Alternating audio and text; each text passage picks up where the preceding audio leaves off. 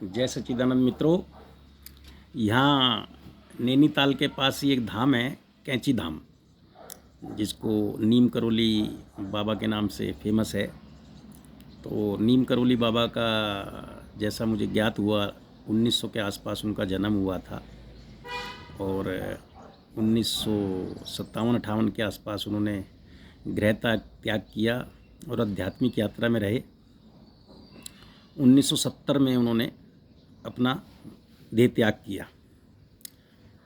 जब तक वो जिंदा थे तो कोई ख़ास उनकी मान्यता नहीं थी और जाने के बाद भी कोई मान्यता नहीं थी। अभी मुझे ऐसा ज्ञात हुआ है कि 2022-23 में विराट कोहली और अनुष्का शर्मा उनके पास आ गए तो उनके भक्त रहे होंगे। और विराट कोहली अनुष्का शर्मा अगर साधारण व्यक्ति होते तो कोई फ़र्क नहीं पड़ता। विराट कोहली और अनुष्का शर्मा एक फ़िल्म स्टार और एक क्रिकेट के स्टार होने की वजह से वो बात उनकी वायरल हो गई और वायरल हो गई। जैसा कि आप सब जानते हैं कि 98% लोग भेड़ों की तरह रहते हैं, है ना तो उनको नीम करोली का ज्ञान है कुछ, ना विराट कोहली का ज्ञान है और ना ही अनुष्का शर्मा का ज्ञान है। और इनका तो होगा कहाँ से, जब खुद का ही ज्ञान नहीं है तो इनका कहाँ से होगा। तो अब ऐसे वहाँ पे चींटियों की तरह लोग रह गए हैं, पूरा जाम रहता है ना, जबकि मिलने वाला कुछ नहीं है। अब तो पत्थर की मूर्ति है बाबा की। जब जिंदा थे तब तो उनको कोई ज़्यादा पूछा ताछा नहीं गया। यही होता है हमारे यहाँ। बहुत से संत ऐसे हुए हैं जो बेचारे कई टाइम भूखे रहे और उनको रोटी नसीब नहीं हुई। आज भी ऐसे बहुत से संत हैं जिनको बहुत ज्ञानवान हैं और फटे हाल कपड़े में रहते हैं। मैं तो बहुत सारे ऐसे संतों को जानता हूँ कि जिनको 2 व्यक्ति भी खाना पूछने तक सुबह से शाम तक नहीं आते और उनकी खुद की विचारों की ऐसी स्थिति है नहीं पूर्व जन्म के कर्म के कारण कि वो धन धान्य से भरपूर हों, लेकिन उनका ज्ञान बहुत उच्च है और आध्यात्मिकता के उच्च स्तर को उन्होंने छुआ है। लेकिन हमारे यहाँ तो आपको पता ही है, भेड़ चाल है।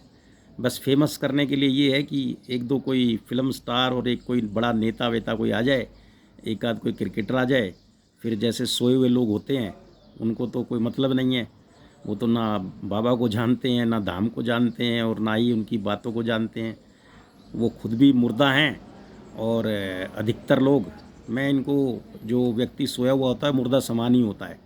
और 2 तरीके की नींद होती है। एक नींद तो जो होती है रात को जो सोने वाली है ना, और एक नींद होती है जो अभी हम सब लोग सोते हैं अधिकतर। तो उनको कोई किसी चीज़ से मतलब नहीं है। उन्होंने देखा अच्छा वो मशहूर हो गई चीज़, चलो वहाँ चलो, है ना, और वहाँ जाके जाम में फंसो और धक्के खाओ। सब जगह ऐसा ही होता है। तो जिनका आध्यात्मिक ज्ञान है उनको कोई फेमस से कुछ नहीं लेना होता। जैसे डॉक्टर को डॉक्टर बातचीत से पहचान लेता है, वकील को वकील पहचान लेता है, ऐसी आध्यात्मिक व्यक्ति को बातचीत से पहचान लेते हैं। और जो सोए हुए व्यक्ति हैं उनको तो बस एक ही चीज़ पता है, जहाँ भीड़ है वहीं जाना है, जो फेमस है वहीं जाना है ना। तो उनको तो ले दे के पत्थरों में ही सर मारना है। तो बाबा तो करोली जो बाबा थे महाराज, वो तो 1970 के आसपास चले गए। अब तो वहाँ पर उनकी मूर्ति लगी हुई है और लोग वही रगड़ रहे हैं सिर दबा के वहाँ पे, है ना। मिलने वाला तो कुछ है नहीं, मिलना तो जिंदा से ही है। क्योंकि मूर्ति तो चाहे हनुमान की हो और चाहे राम की हो और चाहे श्याम की हो और चाहे करोली बाबा की हो, किसी की भी हो, मूर्ति तो मूर्ति है। तो पत्थरों में सर मारते रहिए और ज्ञान प्राप्त करते रहिए। और जो 1-2% लोग हैं जो समझदार हैं उनको पता है ज्ञान कहाँ से मिलता है और वो ज्ञान लेकर उच्च स्थिति पा जाते हैं। उच्च स्थिति, ज्ञान का मतलब ये नहीं है कोई भगवान से जुड़ना है, भाग्यवान बनना है। ज्ञान का मतलब है भाग्यवान बनना, अपने इस जीवन को भी सफल कर लेना और आने वाले जीवन को भी सफल कर लेना।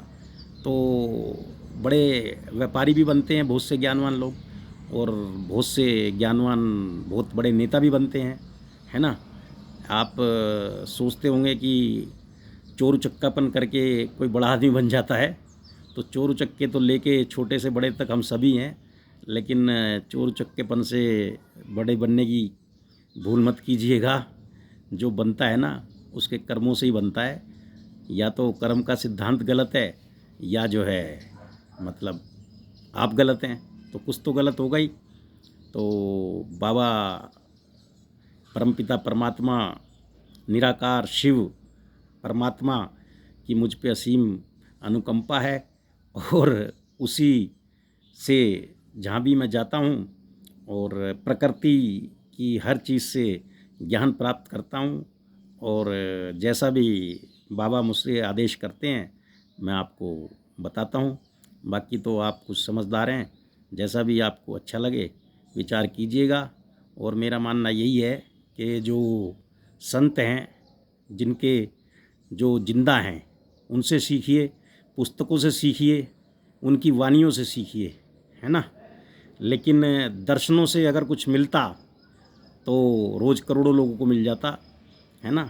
बहुत से लोग गुरु दर्शन करके ही जल ग्रहण करते हैं, व्रत करते हैं, लेकिन 20-20, 30-30 सालों से गुरुओं के पास जा रहे हैं, लेकिन उनका जीवन तो मुझे लगता नहीं बदला है। हाँ, एक आध का बदला होगा, उसकी खुद की सोच से बदला होगा, लेकिन लाखों की भीड़ में अगर गुरुओं के दर्शन करके कुछ प्राप्ति होती तो ये दुख मिट ही जाते।